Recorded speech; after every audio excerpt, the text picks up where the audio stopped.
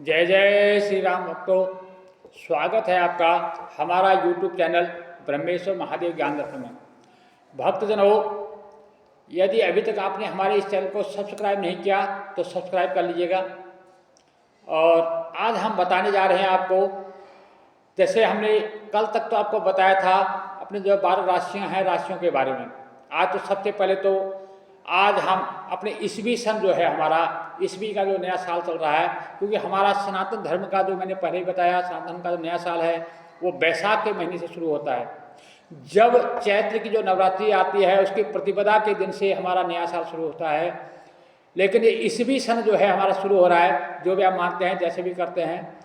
धर्म की ओर बढ़ने के लिए आप कोई भी मार्ग अपना सकते हैं, धर्म को अपनाइए। इसलिए मेरा सभी भक्तों से निवेदन है कि आपको ये आने वाला नया साल जो ईसवी सन है 2024, आपको सबके लिए मंगलमय हो, आपको भगवान की भक्ति प्राप्ति हो, आपके घर में धन संपदा बनी रहे, आरोग्य काया बनी रहे, आपके मन जो है, आपका तन में निर्मल काया बनी रहे, और आपके मन में जोश और आपके दिमाग जो है ओजस्वी बना रहे, और आपके घर में सुख समृद्धि का वास हो, हरि की भक्ति आपको प्राप्त हो, और आपका घर जो है राममय बने। भक्तजनों, नए साल में मैं सभी भक्तों से निवेदन करूंगा कि कुछ मैं बातें बताने जा रहा हूं, आप इन्हें यदि पालन करेंगे तो आपके जो है साल वैसे ही बढ़िया जाएगा। जैसे मैंने कल तक आपको 12 राशियों का राशिफल के बारे में संक्षेप में बताया। अब उसमें जो है हमारे कुछ ग्रहों के दोष जैसे होते हैं वो हम खुद पैदा कर देते हैं। यदि हम कुछ नियमों का पालन करेंगे तो हमारा जो है कोई भी ग्रह हमारा कुछ भी नहीं बिगाड़ पाते हैं, क्योंकि हमारी कुछ गलतियां होती हैं जिसकी वजह से हमारा ग्रह दोष बनता है। कुछ करनी, कुछ करतूत, कुछ पूर्व जन्म के भाग, कुछ तो हम अपने हाथ से बिगाड़ते हैं, कुछ हमारे जो है पूर्व जन्म का किया कराया होता है, कुछ हम इस दिन में खुद बिगाड़ देते हैं। सबसे पहले क्या है, सबसे पहला नियम हम ये करेंगे। अब 2024 सन शुरू हो रहा है, 1 जनवरी से सभी लोग ये संकल्प लेंगे कि हम सुबह सूर्य उदय से पहले जो है बिस्तर त्याग देंगे। प्रातः काल में जो है सूर्योदय से पहले उठना है। पहला नियम तो ये कर लो। जो सूर्योदय के बाद तक सोते हैं उनको जो है ग्रह पीड़ा ज़्यादा होती है, उनको ग्रह नाना प्रकार की आदि व्याधि को सताती है। इसलिए सबसे पहला नियम ये ले लें कि सूर्योदय से पहले जागने का नियम ले लें। सूर्योदय से पहले जाग करके हमें जो है स्नानादि से निवृत्त होकर के सबसे पहला कार्य यह है भगवान सूर्य को अर्घ्य देना है। जो ये काम करते हैं उनके आधी ग्रह दशा तो वैसे ही दूर जाती है। क्यों? क्योंकि भगवान सूर्य जो है ग्रहों के राजा हैं, ग्रहों के राजा उनको कहा गया है। इसलिए जो प्रातःकाल ब्रह्म मुहूर्त में उठ करके जो सूर्योदय से पहले सूर्य लालिमा लिए हुए जो सूर्य आते हैं, उस समय जो सूर्य को अर्घ्य देते हैं तो आपके जो है नेत्रों के कष्ट इत्यादि जो है, आपके ऊपर पड़ने वाली कोई बुरी नज़र इत्यादि सब दूर हो जाती है। पहला नियम तो आप ये ले लीजिए। दूसरा नियम ये लीजिए कि आप उठने के बाद, भगवान सूर्य को उठने के बाद, आपके घर में जो भी बड़े बुजुर्ग हैं उन सब के जो है पैरों में सिर रख करके आप नमस्कार करें, उनसे आशीर्वाद प्राप्त करें। माता पिता, सास ससुर, गुरु दादा परदादा जो भी आपके घर में है, नाना नानी जो भी आपके घर में है, उनसे आशीर्वाद जरूर लें, क्योंकि आशीर्वाद में बहुत बड़ी ताकत होती है। पूरी महाभारत की लड़ाई जो है सिर्फ आशीर्वाद के ऊपर जीती गई थी। तो आशीर्वाद में बहुत ज़्यादा ताकत है। इसलिए ये नियम बना लें। और अपने बच्चों को भी, माता पिता का दायित्व बनता है, जब बच्चे छोटे होते हैं तभी उनमें संस्कार डालें कि सुबह उठ करके अपने माता पिता, दादा दादी जो भी है उनके चरणों में सिर रख करके नमस्कार करने की आदत बच्चों से डाल दें। यदि ये संस्कार आप डालेंगे तो आपके जो है ग्रह दशाएँ आपका कुछ भी नहीं बिगाड़ सकती। नंबर तीसरा जो कार्य करना है आपको, वो ये करना है कि आप जब भी भोजन करें, जब भी आप भोजन करें जो है सबसे पहले भगवान का शुक्रिया, भगवान को धन्यवाद करें। भगवान को धन्यवाद किए बिना आप जो है अन्न या जल ग्रहण ना करें। जब जल भी पीते हैं या भगवान को, या आप जब अन्न ग्रहण करते हैं तो उसको जो है भगवान का जो है उसको धन्यवाद करें। और ये याद रखें कि अपने थाली में खाना उतना ही परोसें जितना आप खा सकते हैं। आप उसको बर्बाद ना करें, न तो पानी को बर्बाद करें, न अन्न को बर्बाद करें। अन्न उतना ही लें जितना आप खा सकते हैं, उससे ज़्यादा। क्योंकि आजकल हम देखते हैं जैसे अपने शादी ब्याह पार्टियों में देखते हैं लोग जो है प्लेट में भर भर करके लेते हैं, फिर आकर कूड़ेदान में डालते हैं। देखिए, ये अन्न का अपमान होता है। ये ग्रह दशा बिगड़ने के जो सबसे बड़े लक्षण हैं, जो अन्न का जो दुरुपयोग करता है, उनके ऊपर जो है ग्रहों की जो है दशा उनके ऊपर चढ़ती है। राहु केतु की दशा तो उन पर चढ़ती है, जो अन्न का बर्बाद करते हैं। इसलिए इससे आप सावधान रहिए। और उसके बाद जो चौथा नियम आपने लेना है वो ये लेना है कि जब भी आपको घर में भोजन करना है, जमीन में बैठ करके, संभव हो तो रसोई में बैठे। यदि रसोई में इतनी जगह नहीं है तो आप घर में जहाँ भी बैठे तो जमीन में बैठ करके आप रसोई लें, भोजन करें। जमीन में बैठ करके आप भोजन करेंगे तो जमीन में बैठने से जो है राहु की दशा तो आपको कभी आ ही नहीं सकती। राहु का प्रकोप आप जमीन में बैठ कर, भूमि बैठ कर आप भोजन करते हैं तो राहु की दशा तो वैसे टल जाती है। इसलिए आप ये नियम ले लें कि हम जो है भूमि में बैठ करके ही भोजन पाएंगे। और कोशिश करें कि एक समय का भोजन अपने परिवार के साथ, जो भी आपके परिवार के जितने भी सदस्य हैं, 4, 5, 7, 8 जो भी है, अगर आप लंबा परिवार तो रह नहीं गया तो 3-4 सदस्यों का ही परिवार रह गया है, कम से कम एक समय का भोजन जो है शाम का हम सारे परिवार वाले एक जगह बैठ करके करें। एक साथ बैठ करके हंसती मतलब जो है आनंदमय मंगल जो है आनंद के साथ उस भोजन को करें, तो इससे भी जो है आपकी जो है ग्रह दशाएं दूर होती हैं। जिस घर में हंसी खुशी प्रेम के साथ भोजन होता है, चाहे आप नमक रोटी के भी साथ खा रहे हो, तो उस घर से लक्ष्मी कभी नहीं जाती है। जहाँ प्रेम होता है, जहाँ जो है अपने परिवार वालों के साथ जो भी आपके पास भोजन है, चाहे तो आपके पास 56 प्रकार के व्यंजन है, चाहे आपके पास सादी रोटी है, आप उसको मिल बांट करके प्रेम से पाते हैं तो माता लक्ष्मी हमेशा आपके घर पर बनी रहती है, माता लक्ष्मी की कृपा बनी रहती है और आपको किसी प्रकार से जो है कोई दोष नहीं लगता है। एक बात मेरी हमेशा याद रखना कि बहुत से लोगों को आदत होती है कि बिस्तर में बैठे होते हैं, बिस्तर बैठे बैठे भोजन पाते हैं, वहाँ चाय पीते हैं, इत्यादि करते हैं। इस आदत को आप 1 जनवरी 2024 से त्याग दीजिए। ना तो आपने बिस्तर में बैठ करके भोजन पाना है, ना चाय इत्यादि पीनी है। आप कोशिश कीजिए जमीन पर बैठ कर, नहीं जमीन में बैठ कर कभी टेबल पर बैठ जाइए। आपने जो है बिस्तर में बैठ करके भोजन नहीं पाना है। ये जो है आपके ऊपर बहुत बड़े रोग और आदि व्याधि की जड़ होती है, इसलिए इससे बचना होगा।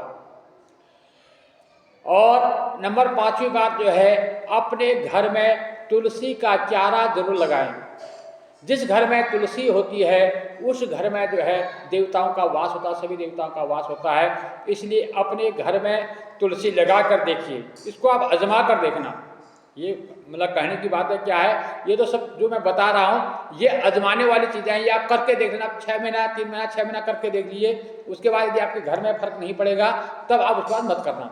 मैं ये आपके दावे के साथ कहता हूँ, ये आजमाए हुए नुस्खे बता रहा हूँ मैं आपको। ये जो है परीक्षण किए हुए नुस्खे हैं। आप जो है अपने घर में तुलसी का चारा जरूर लगाएं और कोशिश करें संध्या के समय तुलसी को दीपक, वैसे तो दोनों तरफ सुबह शाम जरूर दीपक देना चाहिए, लेकिन संध्या के समय जो है तुलसी के चारे पर दीपक जरूर जलाएं। इससे क्या होता है कि आपके घर की जितनी भी निगेटिव ऊर्जाएं होती है, जो नकारात्मक जो शक्ति होती है, वो सब दूर हो जाती है, घर के अंदर सकारात्मकता आती है। इसके बाद तुलसी का जो है आप इस बात से पूजन करें। उसके बाद जब भी आपका जन्मदिन आए या आपके बच्चे का या आपके पोते का जब भी जन्मदिन आए, उस जन्मदिन में जो है ये केक काटना, मोमबत्ती बुझाना, ये हमारी सनातन धर्म की परंपरा नहीं है। आप अपने देव मंदिर में दीप जलाएं, हो सके तो ब्राह्मण को बुलाएं, पूजन करवाएं, स्वस्ति वाचन करवाएं, घर में देव पूजा करवाएं। यदि आप ब्राह्मण को नहीं बुला सकते, आप स्वयं भगवान अपने इष्ट देवता कुल देवता की पूजन करें।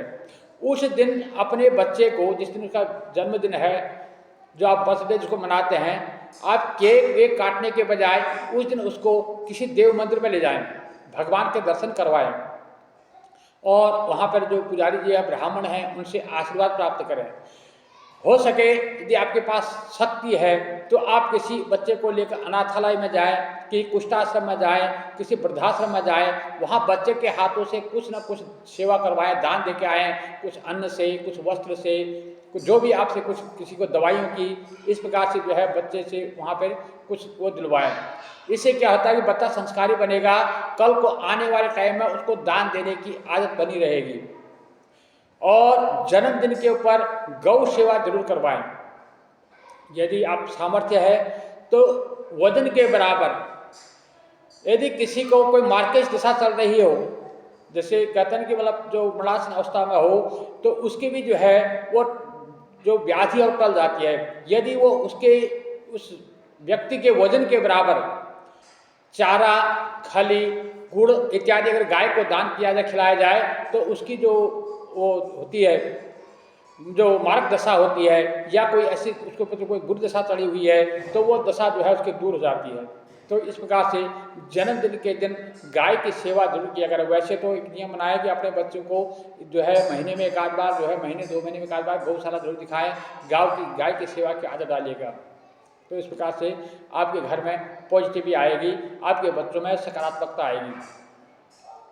और अपने बच्चों को जो है देव दर्शन करने के, मंदिर में जाने की आदत डालें, ताकि वो आपके मंदिर में जाएं, वहाँ से अपने देवी देवताओं के बारे में उनको बताएं और उनके अंदर ये आदत डालें कि 24 घंटे में कुछ समय वो राम नाम का जो है सुमिरन करें। कोई हनुमान चालीसा का पाठ करें, दुर्गा चालीसा का पाठ करें, शिव चालीसा का पाठ करें। कोई भी छोटे बच्चे हैं उनमें आदत डाल दिए छोटे से ही कि भाई कम से कम तुमने 15 मिनट 20 मिनट जो है तुझे ये जपना है। कुछ नहीं तो राम राम जपना है, कृष्ण कृष्ण जपना है, राधा राधा जपना है, शिव शिव रचना है, जो तुम्हें अच्छा लगता है कोई एक नाम ले लो। क्योंकि हमारे पूज्य संतों ने कहा है कि आप एक संत, एक ग्रंथ, एक पंथ, एक कंथ, आप जिस भी ग्रंथ को भजते हैं एक ग्रंथ को ले लीजिए, एक भगवान को मान लीजिए या किसी एक संत को आप एक को गुरु बना लीजिए। एक पथ, एक मार्ग पर चलेंगे तो एक न एक दिन आपको भगवत प्राप्ति निश्चित हो जाएगी। ये मैं आपको दावे के साथ कह सकता हूँ। आप ये नहीं कि आज आप राम राम जप रहे हैं, कल को दूसरा मिल गया, उसने कह दिया अरे वहाँ चलो, वहाँ गणेश जी जो है अपने जो है ऐसे फलदायी हैं, आपने आज राम नाम छोड़कर गणेश जी जपने लगे, कल को फिर किसने कह दिया भाई वहाँ चलो, आप तीसरे के पास चले गए, चौथे। हालांकि भगवान एक है। आप गणेश जपो, कार्तिकेय जपो, राम जपो, शिव जपो, हनुमान जपो, माता जपो, सब ये एक है, तत्व एक है। परंतु आप जिसको जपोगे, एक ही जगह जपोगे, तब जाकर के एक ही नाम को बार बार जपोगे, तभी आपको सफलता मिलेगी। ये नहीं कि आप कभी वहाँ कभी वहाँ कभी वहाँ भटकते रहोगे, 10 मार्गों पर चलोगे तो एक भी मार्ग का हाथ नहीं आएगा। इसलिए ऐसे ही एक गुरु, एक जो है कंत का, एक जो है एक संत का मतलब एक गुरु बना लीजिए किसी को, जिस पर आपकी आस्था टिकती हो, उसकी बातें मान लीजिए, जिस पर आपका आस्था हो, जिस पर आपको श्रद्धा हो। जिसको भी आपको गुरु बनाना है उस पर आप टिक जाइए, उनकी बातों को मानिए, किसी की शकल सूरत को मत देखिए, वो कितने बड़े हैं कितने छोटे हैं इसको भी मत देखिए, उनकी बातों को देखिए, उनकी बातों को आप पकड़ लीजिए। यदि बातें आपकी समझ में आती है, आपके हृदय को निर्मल करती हैं, तो आप उनकी बातों को पकड़िए और उन बातों को पकड़ कर उनकी बातों के ऊपर चलिए, तो वो आपके गुरु जो है आपको मार्गदर्शन कराएंगे। क्योंकि आप अलग अलग साधु संतों की बातें सुनेंगे, अलग अलग हर किसी पंथ के अलग अपने जो है राय विचार होंगे, फिर आप जो है मार्ग भटक जाएंगे। इसी प्रकार से आप एक कंत का मतलब होता है एक भगवान को लीजिए, एक संत को लीजिए, एक गुरु को लीजिए, इस प्रकार से एक मार्ग पर चल पड़िए, तो इससे जो है आपका हर तरफ कल्याण ही कल्याण होगा। तो भक्तजनों, ये 2024 के लिए मैंने कुछ नुस्खे आपको बताए हैं। यदि आप इन पर चल के देखें, ज़्यादा नहीं कहता मैं, 6 महीना इस पर चल के देखें, यदि आपको अपने घर में सुधार नजर नहीं आया, चाहे आपके पास शनि दशा चल रही हो, राहु दशा चल रही हो, केतु दशा चल रही हो, पितृ दोष चल रहा हो, कोई भी दोष आपके ऊपर चल रहा हो, यदि आप इन नियमों का पालन कर देंगे तो आपकी कोई भी दशा आपका कुछ भी नहीं बिगाड़ सकती। इसलिए मैं फिर ये कहता हूँ, आप जो है खाते पीते उठते बैठते चलते फिरते आप राम राम जपिए, सात्विक भोजन कीजिए, संतों के साथ रहिए, गुरुजनों का मान सम्मान कीजिए, अपने घर में माता पिता, क्योंकि माता पिता से बड़ा कोई देवता नहीं है, सबसे पहले घर में माता पिता की सेवा कीजिए, माता पिता का पूजन कीजिए, उन्हीं में जो है भगवान के दर्शन कीजिए।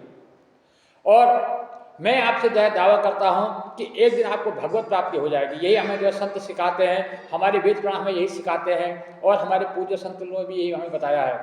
तो हम उनके मार्ग पर चलें, अपने माता पिता घर में जो बड़े बुजुर्ग हैं उनकी तन मन से सेवा करें।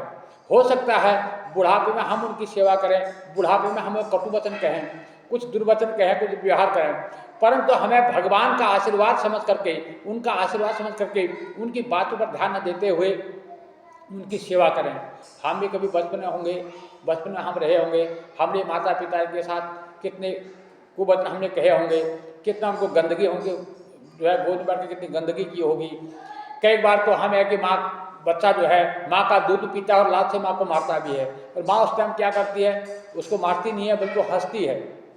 तो इसी प्रकार से जब बुढ़ापे में माता पिता के जब हमारा नंबर आता है तो माता पिता को कुछ कटुवचन कहता है, हमको बुरा लगता है। तो इस बात का हमें ध्यान रखना होगा। माता पिता की सेवा कीजिए, घर में बड़े बुजुर्गों की सेवा कीजिए, आपको सारे तीर्थ आपको घर में प्राप्त हो जाएंगे। इसलिए भक्तजनों, मैंने जो कुछ नियम बताए हैं इन नियमों का पालन कीजिए। अपने घर में आधा घंटे का नियम ले लीजिए। 1 जनवरी 2024 से ये नियम ले लीजिए कि आधा घंटा हमने घर में बैठ करके राम नाम का कीर्तन करना ही करना है, चाहे उसके लिए कुछ भी हो जाए।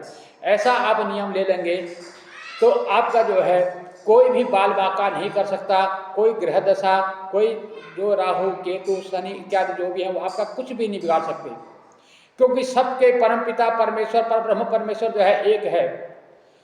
तो भगवान सब सारे जो ग्रह है, सारे नक्षत्र हैं उस परमपिता परमेश्वर के अधीन हैं। यदि आप उनकी पूजा कर लेंगे तो सारी भलाएं बलाएं वैसे टल जाएंगी। इसलिए आप राम नाम का जाप कीजिए, संतों की बातों को सुनिए, संतों का मान सम्मान कीजिए और गुरुजनों की बातों को मानिए, गुरुजनों के कहने पर चलिए और अपने घर में जो बड़े बुजुर्ग हैं उनसे उनका अनुभव लीजिए, उनसे नमस्कार कीजिए, उनका आशीर्वाद प्राप्त कीजिए। ऐसे जो है आपका साल वैसे बढ़िया जाने वाला है।